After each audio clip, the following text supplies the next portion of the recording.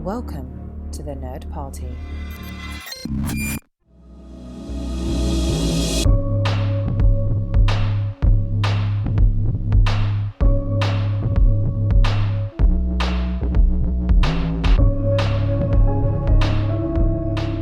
Hello, everybody at home, and welcome to Houselights, specifically House of Scott, Tony Scott. And today we are talking about Man on Fire, released in 2004, starring Denzel Washington, Christopher Walken, and Dakota Fanning, a young Dakota Fanning. And I every once in a while, when we talk about a movie, or I talk about, like, when I'm the host of one of the episodes, I say, like, oh, this is totally the reason why I wanted to do Tony Scott, or this is why I wanted to do David Fincher. This is the movie that made me want to do whatever. This is the reason why I wanted to talk about Tony Scott, was Man on Fire. I have been in love with this movie since day one. I was lucky enough to see this in the theater. And I cannot wait to talk about it with you guys. I'm so excited. And whether it's, good points, bad points, criticisms, praises, it doesn't matter, because I want to hear about it. And I also want to talk to our listeners and say, like, if you have any praises or criticisms, not criticisms, suggestions. I think I'd rather hear suggestions than criticisms.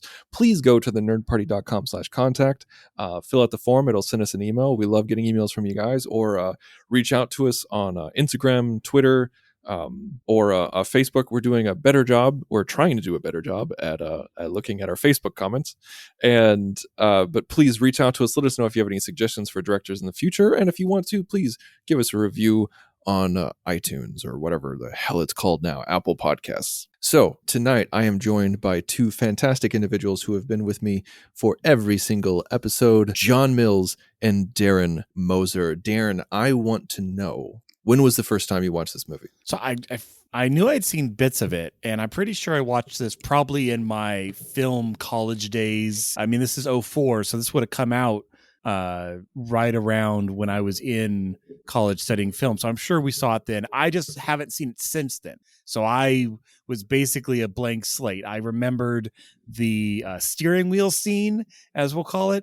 But I knew that she would get, kidnapped and all that. But I was like, I had forgotten enough to just almost experience it new, really. Like, I'm gripping my seat. I'm like, that guy seems suspicious. Maybe he's on in it too. Or, oh, we're definitely at the halfway mark because the music's changed and he's putting on sunglasses and he's like about to just mess up this city. So second time viewing, but for all intents, really almost a first time experience. John, what about you? I want to hear the in-depth story of how you first saw this movie. You only want to hear the in-depth story because you're the reason I saw this movie, and it was like a year or two ago, because I mentioned I hadn't seen Man on Fire. Was this one of those where he mailed you like a DVD and like said you must watch this? He gave me access to the movie, and he insisted that he would never speak to me again for the rest of time, and he would hold his breath until I watched it. So it was a very tense 72 hours as I worked my way around. His family had to send him to the hospital to put him on a breathing machine. And then they told him that I had watched it, and then they were able to remove it. So, and that's why Tristan is here. Yeah, it is. You know what? It was. Not only did I save a friend's life, but I watched a great film.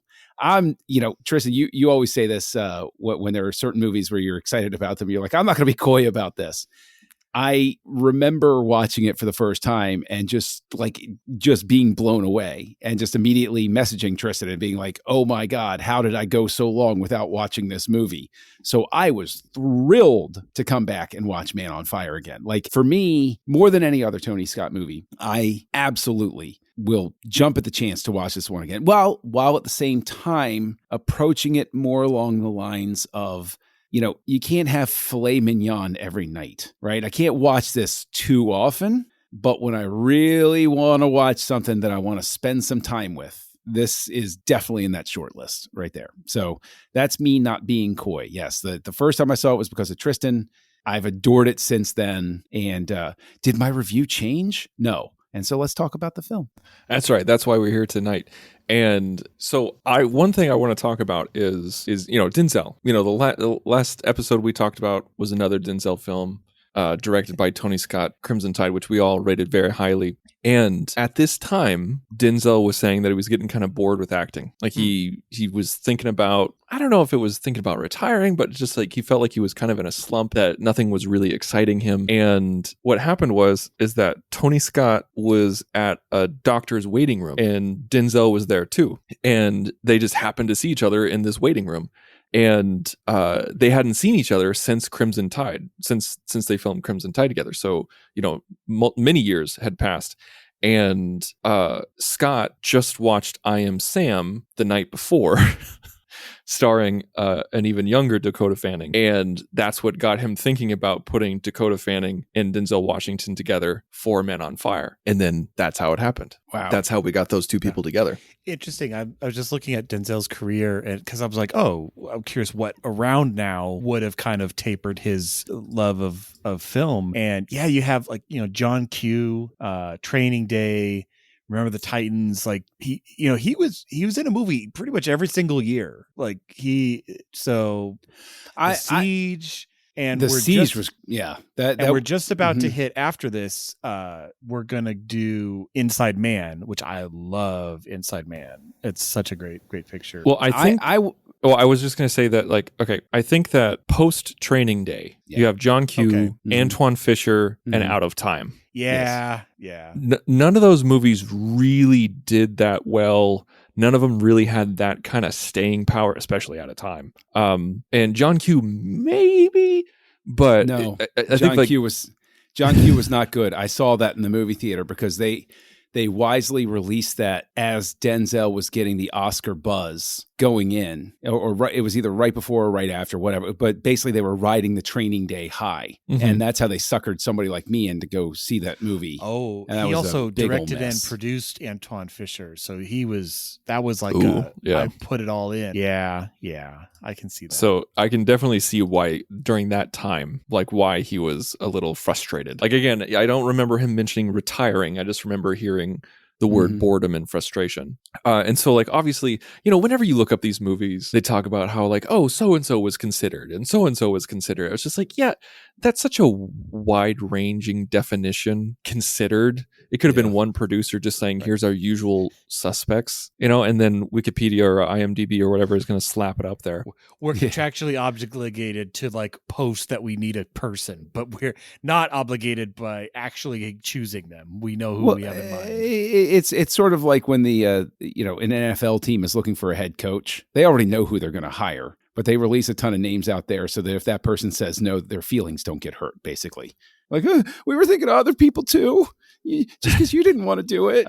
One person I know who did turn it down, who was offered before Denzel, was Russell Crowe. So Tony Scott offered it to Russell Crowe, and he was filming Master and Commander at the time. And I can't remember if they saw each other in person or he called him up. He needed a nap. He needed a rest.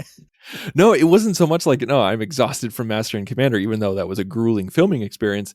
It was like, hey, Tony, did you see Proof of Life? He's like, yeah, I saw Proof of Life. He's like, yeah, okay, so I'm not going to do Man on Fire. Yeah. I'm so glad that it wound up being Denzel Washington because, as you say, Russell Crowe, I can actually envision what that looks like, what this movie looks like with Russell Crowe. And this is where I'll throw the praise on Denzel Washington. Is Denzel Washington, when everything lines up right, he brings a humanity to a character that either makes me despise, as in the case of Training Day, or root for, also in the case of Training Day. But like he has that charisma to him where he has such an understated sort of thing. And it was as I was watching it, trying to be a little bit, looking at the finer details of performance, there's certain facial tics that he introduces at certain moments that root him in such a way that I think really just carries out what the emotion of that scene is, right? He's a very visually expressive actor in the sense that he's not relying on his voice. He's not relying on big physicality. He knows the small motions that can make you emotionally invested in somebody. It's a certain way that he purses his lips. It's a certain way that he looks with his eyes. Like he knows how to convey that sort of thing. Yes, I know every great actor has these skills, but I look at Denzel's performance here in Man on Fire, it needed him or somebody who could convey emotion like him. It couldn't be somebody who was big and scary or gruff. And Russell Crowe very much has that type of energy to him. I have to believe in somebody who can be meek. Yeah, Russell Crowe, I think of what was that movie recently where he's like road rage and like chases you down in a car. Oh, yeah. Unhinged. That's Russell Crowe, not like I want to learn how to be friends again. It's like, no. Yeah. Yeah, I don't see Russell Crowe pulling off the phone call to Christopher Walken the same way. Yeah, or releasing the bird into the wild. It just doesn't. Yeah. Yes. Yeah, that's true. Speaking of Christopher Walken, so they originally wanted Christopher Walken to play Jordan Kalfas, Mickey Rourke's role as the lawyer, but Walken said that he was kind of tired of just being the bad guy, and I love his interpretation of the character. This was so great. Originally, it was going to go to Marlon Brando. Like that's who Tony Scott wanted, and because Tony Scott and Ridley Scott have had a relationship with Marlon Brando. They were friends, and I think he shot some commercials with him. But I could see Brando doing it, but I feel like at this time in his life, Brando would have made it way too jokey. Yes, I think that's the right way to put it. Brando was post Brando at this point. Yeah. He was wink at the audience, I'm trading on my name, Brando, by this point. But Walken, you could tell, because there's so many different versions of Walken, and we've all seen them. This one, you could tell he took this job seriously. Mm-hmm. He understood the character. He understood, more importantly, the relationship between Denzel and him, between Creasy and him. And I love how little we knew about their history. Like, we didn't have a biography of either of them. We didn't, like, all we kind of knew was like there was one kind of scene of exposition where we get Giancarlo Giannini, and he's talking with I can never pronounce her last name, Rachel Ticotin or Ticotin. Oh man, I hate that I can't remember. I can never remember how to pronounce the love interest from Total Recall. There you go. Yes. She was the journalist. And they had that moment of exposition where he's like, oh, you don't understand this guy. He's, counterinsurgency and he's an assassin. But that was the most that we got. But we didn't even really need that scene because we got that idea of ex special forces or ex whatever or CIA between what Walken and Washington talked about. It specifically, one scene that I absolutely love was the introduction of their relationship when it's two of them, surrounded by people but yet alone. And Washington says, do you think God will ever forgive us for what we've done? And without hesitation, Walken goes, no, I don't. And there's no flashback. There's no, remember that time, when we were in Morocco, there's nothing, none of that. What did you guys think about that relationship? Budapest? Yeah. You remember Budapest? Yeah.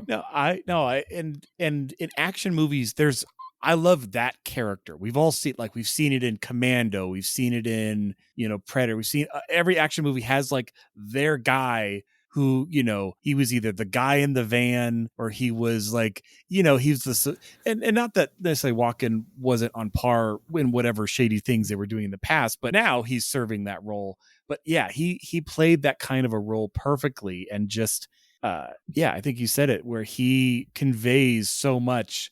And there's a history here, and it just all comes through. And it's almost less is more. Yeah, we didn't need, oh, look, I pulled up his rap sheet, and, now we're into, Under Siege, where they're like, oh, what do you mean the cook is, a dedicated Marine? It's like, no, we don't need that. We don't need any of that. We just need that these two guys are at this stage of their life and he's going to be there for him. I'm glad he doesn't turn crooked or die because, everything's on the table in this movie. There's a lot of stuff that goes down. What do you think, John? Oh, no, I completely agree with everything you're saying. And I think additionally, just to go back to actors who know how to, inhabit their physicality necessary for the role, the whole picture with them is even in the way they move. You see the two different ways you can react to, there are many ways, but you can see flip sides of the coin of dealing with a difficult past. You can tell it's consumed Denzel Washington. And you can tell that basically the reason Christopher Walken can answer no so quickly is to him, he's like, well, there's nothing I can do about it. And it's like, it just depends on the person, how they're going to go with it.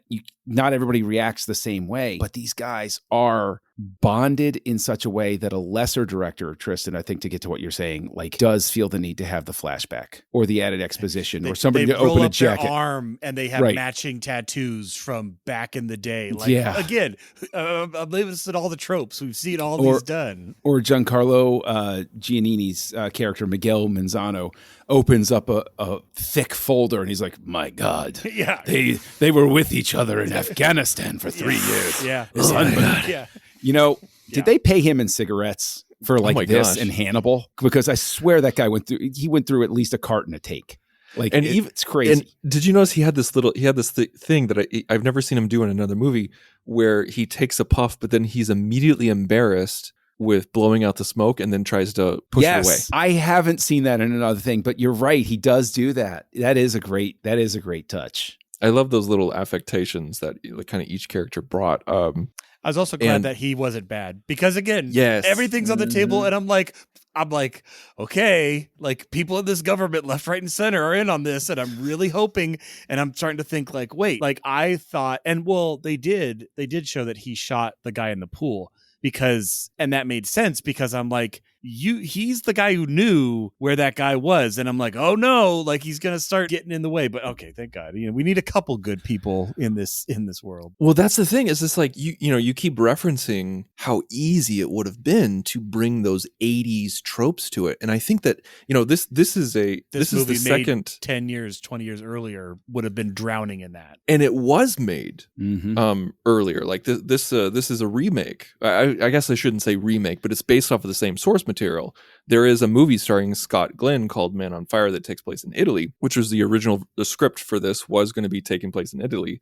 But by that time, kidnapping was put under control and it was just crazy in Mexico City. And at the time, think I would have bought it in Italy. Exactly. And so that's why they changed it. And I think it was Scott's suggestion to change it to Mexico City. But anyway, what I was going to say was that you keep talking about 80s tropes, and this movie is so on the verge, or I shouldn't say on the verge, I should say it would have been very easy to move into schlock territory with this story, with this action, with everything. It would have, but the beauty of what Scott does with this story and the editing, which we'll get to, I'm talking about the macro editing, not the micro editing. The macro editing of this is that he takes it right up to the line and doesn't go over. And, we were talking about Walken's performance. Like one of those moments is when Walken is talking about Creasy being, a crazy good killer. Like he says, he's like, like you can be an artist at anything, right. Food, whatever, if you're good enough at it. Creasy's art is death and he's about to paint his masterpiece. That line, it tells you so much. Could have really been delivered in a super cheesy way, even though they used it in every single trailer. Like it. With the line that's just one of those moments. You got to. But it's just that's just one small example. Like you're talking about the guy. Please stop me from droning on. But you're talking about the voice who dies at the very end. Like this happens basically almost as an afterthought. Like the big bad of the movie is shot in the head by the sixth lead in the same day. Okay, not like Creasy doesn't do it. Walken doesn't do it. It's Giancarlo does it, and it's in a black and white gritty. Just almost like just a few frames, and that's another thing that kind of subverts the trope of the 80s action film. Like there's no big shootout, there's no big explosion. Now originally that was going to have like a grenade with him or something. Like when he's going to the car at the end, it's like, okay, how is he going to like turn the it's like, no, he knows he's dead. They shot that. Yeah. Oh, they did. They shot like a shootout at the end, and then he still dies, obviously. It wasn't a shootout. He makes the original ending of Man on Fire was he makes it to the voice's house, doesn't die, and then once he gets to the house, they have a conversation back and forth, like blah blah blah blah blah, bad guy, good guy, bad guy, but good guy, and then we find out that Denzel does have that transmitter still has some C4, and his pager watch goes off, and he blows up himself and the house and the voice. I did kind of think of that actually. Like I thought maybe something like that because they search him and there's nothing on it. So, but I like the ending we got. Oh, I think absolutely, John. I want to hear your thoughts on that. The ending we got is so much better. I mean, and that's the thing is like it's so difficult to navigate that sort of like, oh well, original ending. Like any production sort of is, unless you're dealing with something like Star Wars, where it's like the Death Star has to blow up at the end, right? There's no ending where the Death Star doesn't blow up. But like movies like this, you know, what's the old saying? A movie is created 3 times: once when it's written, once when it's shot, and then the third time when it's edited, or however that goes. And so it makes perfect sense that they would say, well, let's see how this plays. You would rather have it and not use it than get in the editing bay and say, oh crap, this really would have worked better this way.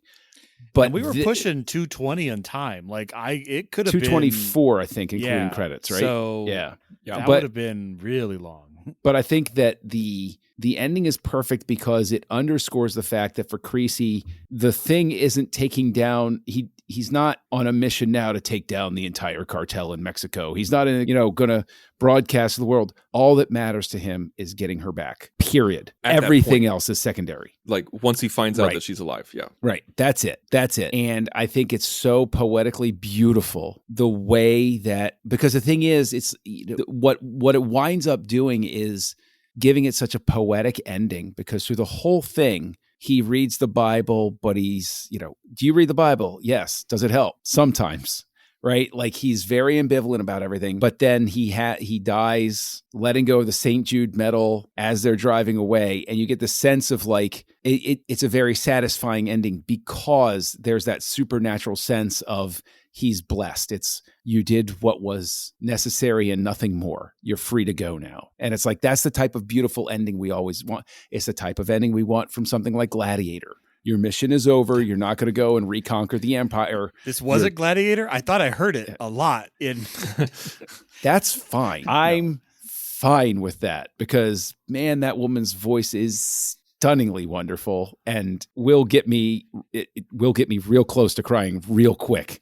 When I hear it coming on, I'm like, oh no, sad happening. It is funny that it was both Scott brothers were just like, we're gonna use her here. But yeah, the moment that you're talking about, John, that I think that really, really sells it, that because as you're watching this, as you see him go on his rampage, you don't think he thinks he's going to get away with it. Mm-mm. Like you're looking at him, he's not worried about jail time. He's not worried about death. He knows he's not going to make it out of here. That's not the point. Revenge, like the revenge is the point. And that's what makes him terrifying. Vengeance. Yeah.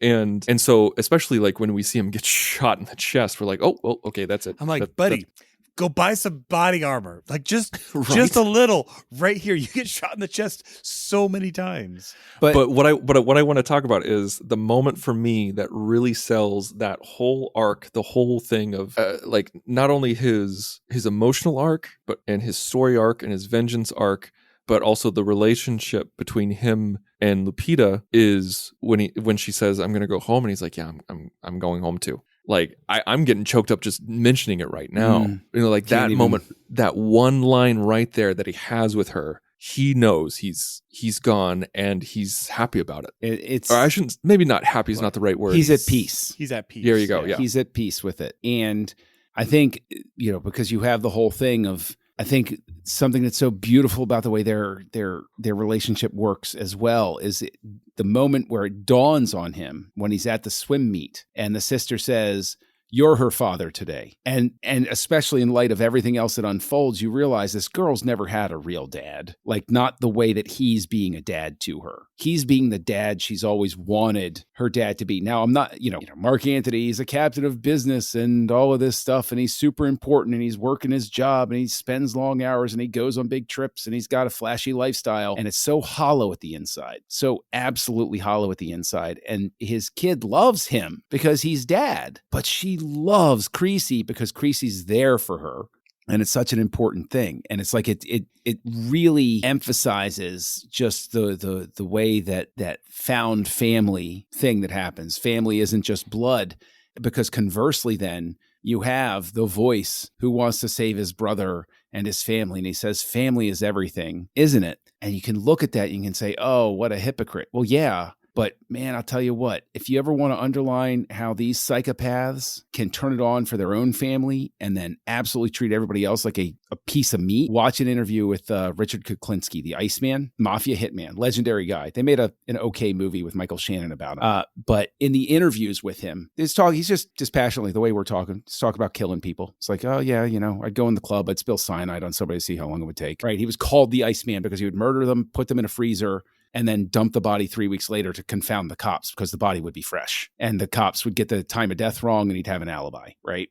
So, but then they ask him, well, what about how this affected your family? And the guy almost starts crying and he says, I'm not going to talk about that. So it's like, it's so fascinating because at the core of this is all family and it's dysfunction. But it's one of those things where it's like, what additionally makes his relationship with her and with Christopher Walken work so well is you see the dysfunction, the lip service so many people can give to family and love in the world. But we see these people and we see it really being expressed with them like the way it should be. And it's like, it's just beautiful. I think that's what makes those emotional moments hit so hard. Sorry, I'll stop talking now.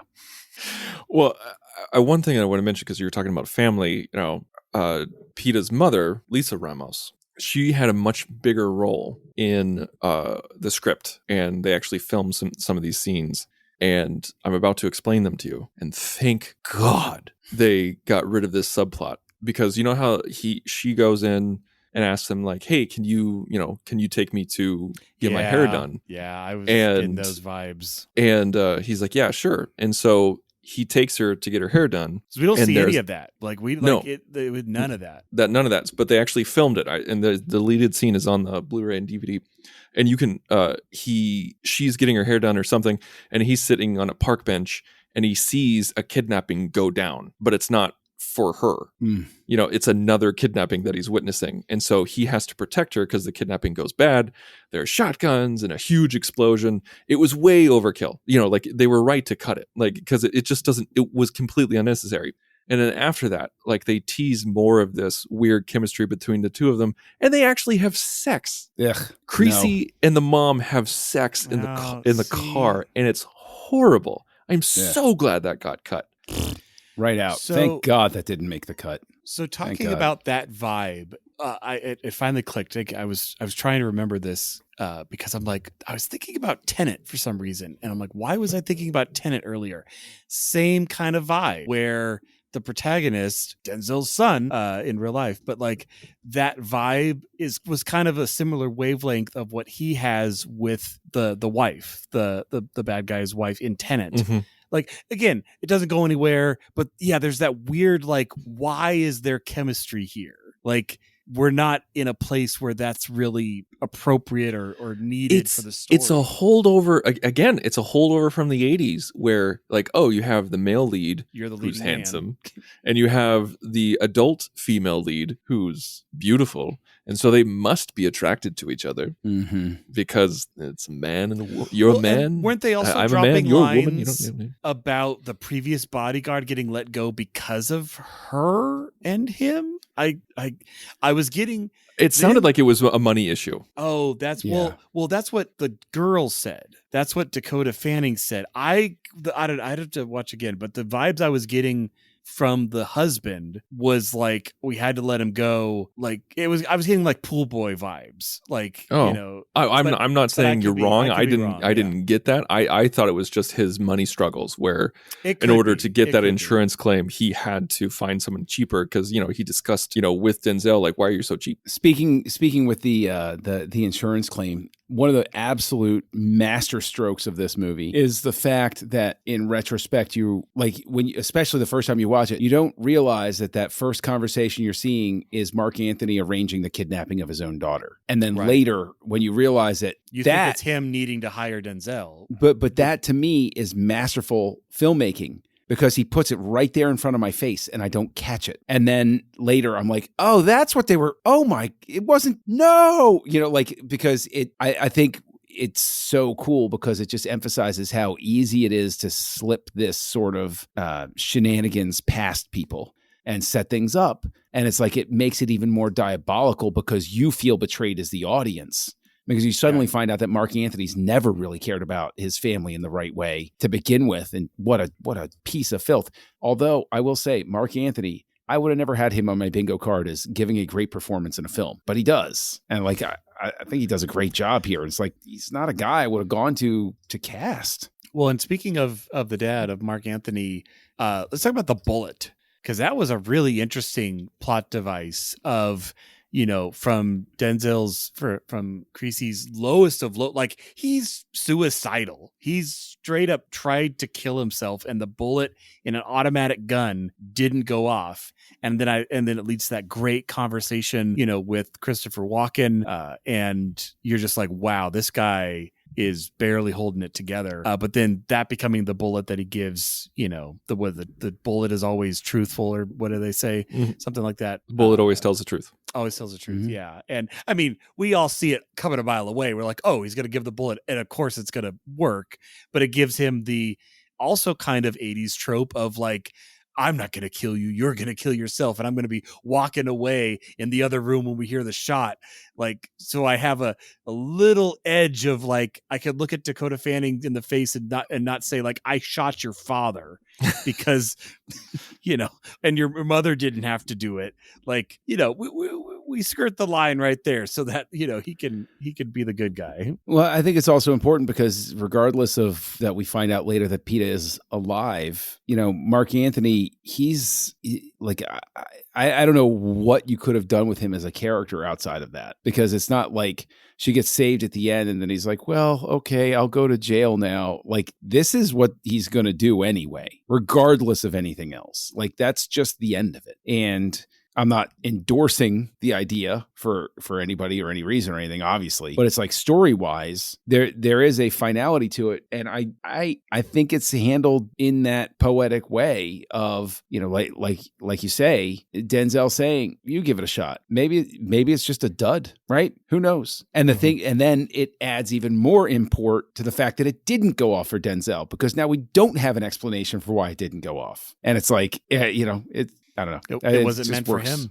Right. Exactly. Yeah. It was one of those things. It wasn't meant for him. It was meant for somebody else. And I really enjoy that scene because of when Denzel is a part of the scene, but he's not, where we have a very real moment between the husband and wife when all cards are laid out on the table. And Denzel knows he doesn't need to, like Creasy knows he doesn't need to say anything. He literally walks away and sits down and just lets them talk, lets them do what they need to do. And I love that we only cut, I think, Scott only cut to him like maybe twice, like during that exchange when he's just sitting there. And just like John, you were talking, he was still there. Right, exactly. And John, you were talking about earlier about facial expressions, like his lack of facial expressions there really conveyed what was going on. And I thought it was a very, like you said, from a story perspective, it made sense. Like that's what the dad needed to do. He needed to off himself. Like that was, again, in the story sense, it was the noble thing to do. It was the last thing he could do to save. Yeah, it's falling on his sword bullet. Yeah, falling on a sword. Basically, like you screwed up that bad. You needed to fall on your sword. You know what? It's like Frank Pentangeli in The Godfather Part 2. Spoilers for anybody who hasn't seen it, but it is. It's Frankie we already Five talked Angels. about it here on Houselights, so people must have seen it if they're this far into the show. Excellent point, Darren. But it is. It's like it. It really is, because as you're talking about it, it does follow that same sort of pattern. But the thing is, like, we're sitting here loving this, and Tristan, I'm sorry, I can't stay away from this much longer. I was wondering, why does this have such a low aggregate on both Rotten Tomatoes and Metacritic? Why did critics not plug into this? Like, I'm asking the both of you. Like, I look at this and I'm like, what was there not to like, guys? Like the 38% on Rotten Tomatoes? Like, what? And I know how it works and everything. It's like the blah, blah, blah, blah. I mean, like, maybe it's my vibe is like, it's really tough to watch subject matter. Kids getting kidnapped, lots of like, it's kind of a shade too real. There's very little veneer between like, a movie and actually some people's lives, like, again, not that everybody in America is watching this and being like, oh, I relate to these characters because I'm worried that my kids are going to kidnap. But like, maybe that's a bit of it. Like, you're in 2004, you're only a couple years out from 9/11. Everyone's been having this gut punch. Like, it is not a happy film. It is not it is It's a vendetta film. It is not a revenge film. And I'll make the distinction being, his vendetta of like everyone who touched this process, I'm going to kill. And not that it wasn't a good movie, not that it wasn't enjoyable, but it's a strong cup of, or like you even said at the beginning, I can't rewatch this over and over and over and take it in. It's got to be like, taking breath. I hear you. you. What do you think, Tristan? I hear you. Well, I think that one thing that people really didn't connect with, I think a lot of people didn't connect with, because this was a $70 million budget and worldwide gross was 130. So it was just shy of doubling its budget in order to make its money back. So technically this movie was really a loss. Yeah. I think the one thing that people really got irked about was Tony Scott's new style, editing and cinematography. I think this is a hit or miss. It's either you embrace it and you love it, or it's way too annoying. I mean, I remember, I saw this in the theater and I was blown away. I was like, damn. It was 2004. I was like, this is cool. I haven't seen anything like this before. And I went to school to become an editor, and I was an editor for years. And I was about to graduate high school and go to film school. And I saw this movie and I was like, man, son of a bitch, this is awesome. But not everybody likes that frenetic, crazy style, because this movie, the opening scene, Tony Scott overdoes it. And I think he overdoes it on purpose to show you, hey, this is what the movie is going to be. Just so you know, like this, It reminded me of the opening of Into the Spider-Verse. Like when you watch that opening, you're just like, what is happening in my eyes? I can't stop blinking. My eyes won't focus. And it's just this craziness just happening at you. I haven't seen Deja Vu, which we'll get to later. I almost double checked, did I start watching Deja Vu instead of Man on Fire? Because honestly, the opening, from what I know of Deja Vu, it could have been the beginning of that movie, the jump cuts and the backwards footage, and it was very similar. Yeah, like Man on Fire, Deja Vu, Domino are all done in this style. And Tony Scott, he kind of did a proof of concept short film. He did a short film for BMW. It was a series of short films that BMW got 8 influential directors, and Tony Scott was one of them. I'm not going to list all of them, but Guy Ritchie and John Woo were some of them. And it was called The Hire. And Clive Owen played a driver, a man for hire driver of this new BMW. And so it was all like these little vignettes. And Tony Scott's film was called Beat the Devil. And I love explaining the plot of this, because if you haven't seen it, go on YouTube and Google, you search Beat the Devil. And so James Brown, the James Brown, hires Clive Owen to drive him to meet the literal devil, played by none other than Gary Oldman.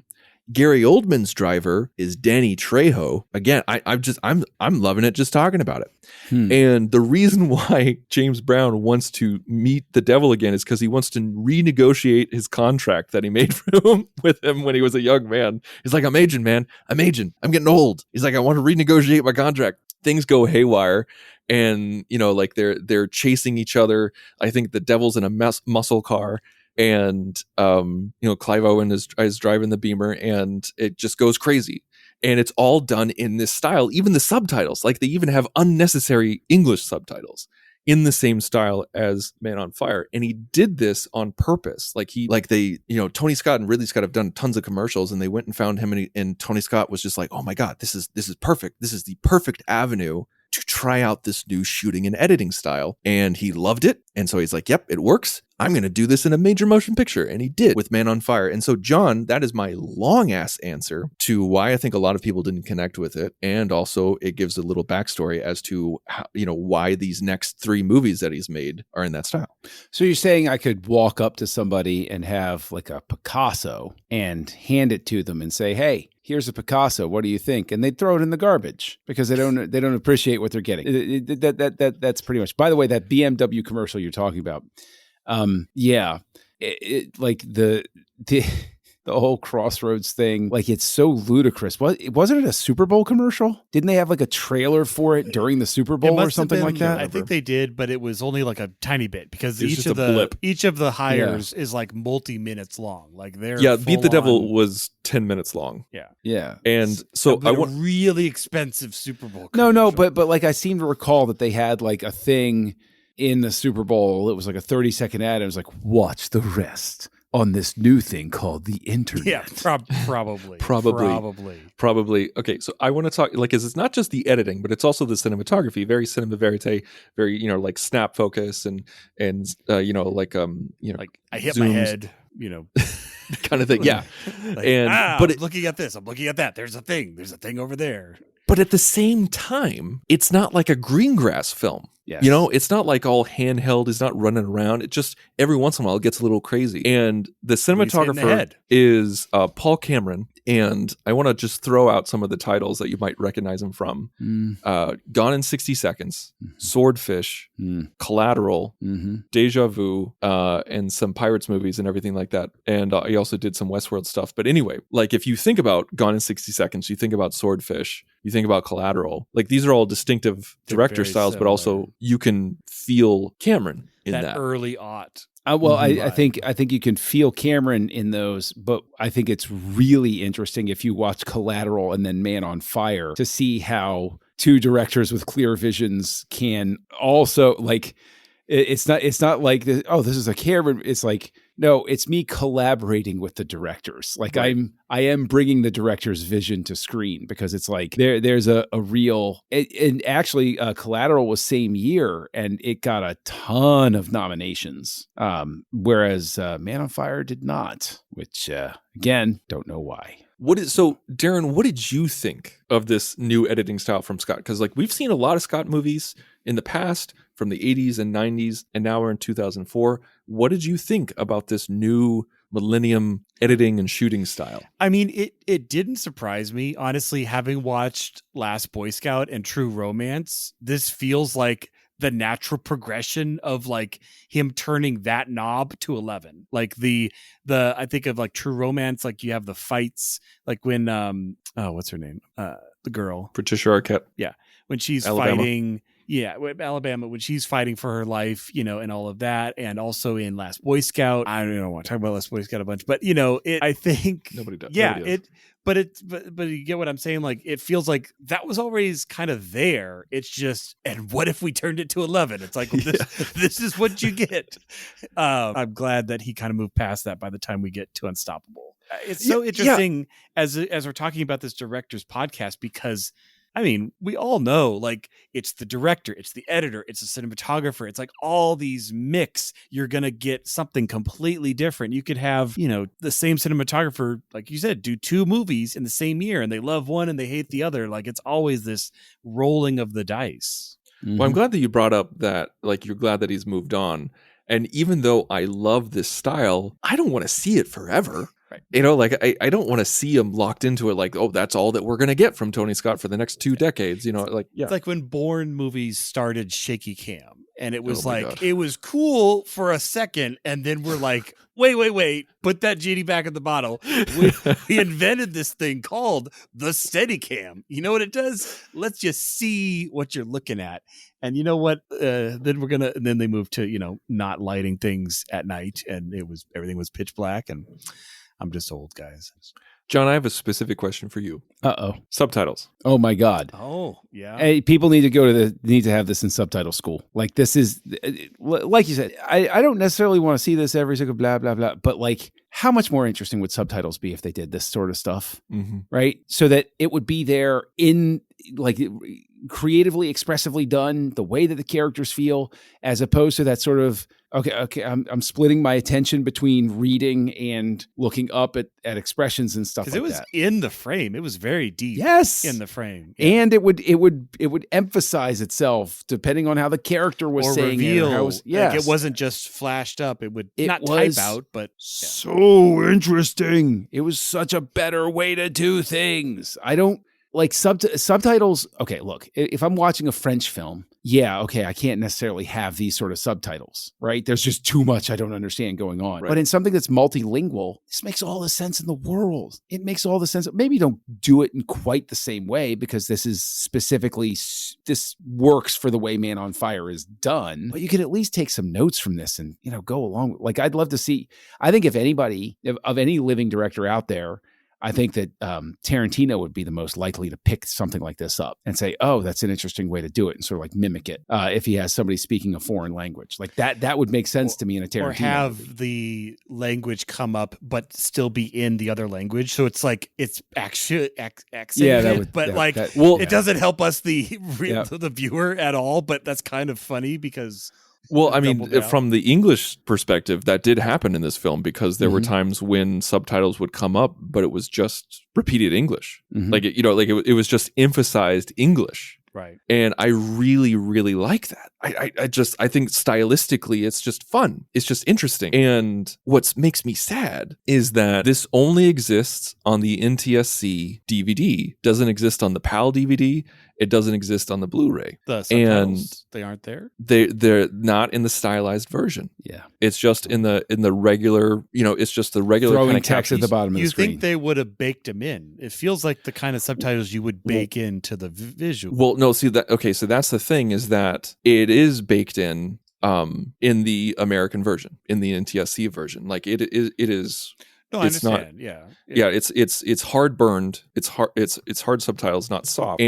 But that's the problem, is that when you have multilingual editions, you can't do that for every language. Yeah. And that's the problem, and that's why it got lost. And so you can only watch this version legally with a DVD in SD. And I hate that because it's all a money thing. It's all money. It's a money thing. It's all it is, and that's fine. I'm not saying like, oh my God, it's the death of art, but it's a little bit of what made this movie unique that got stripped away because of cost and how you can't do that with every language and everything like that. And I can't wait for the day, and we are moving closer and closer towards that, where you can make subtitles more interactive and more stylistic, where it is an actual file that can go along with it, that it doesn't have to be baked in. Because like in this movie, we even see them, masked, where someone swivels their chair and their head swipes by them, like that kind of thing. And, that you can't do, but someday you'll be able to do that. And Sorry, I just great subtitles, and I couldn't help but think about the beginning of Monty Python as truly glorious Holy Grail beginning right there. Yes, Holy Grail. The mooses. Okay. Yes. No, really. And the firings. The people responsible for sacking those people have been sacked. So we've talked about the editing. We've talked about the cinematography. We talked about the subtitles. We talked about the acting. We talked about the story. We talked about what was cut. We talked about what worked. John, is there anything that you think doesn't work? Nope. In this movie? Not a single thing? Nope. No, because I'm looking at it holistically, right? Again, by the 20th time I watch it or something like that, I'm sure there'll be something that was like, that could have done that a little bit. But like, as an overall experience, look, I'll own right up to it, because I know we're rounding third, as we love to say.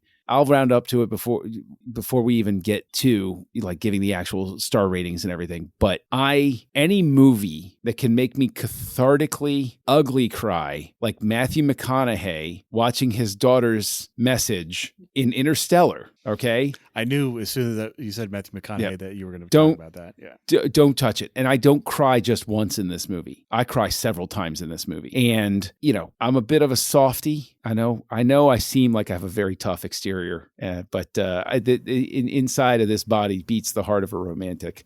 I'm the sheep that got lost, Madre. Yeah. Like there's so many things where you just like, either you get that lump where you're like, or like it's tearing up. You're like, oh God. But then there are just a couple of moments where like, I can't even help it. Like, and I know that like, if I had an out of body experience and saw myself, I'd be pointing at me and laughing, right? It's the two sides of that's the Christopher Walken part of me, right? I embody both. But anything that can move me that deeply, I'm not going to mess with. That's the short version.